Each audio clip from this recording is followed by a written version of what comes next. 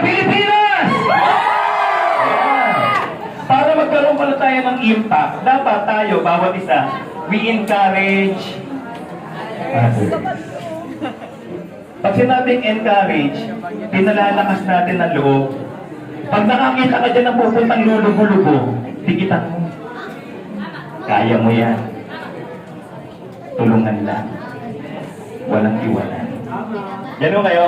Yes! Hindi lahat kaya natin.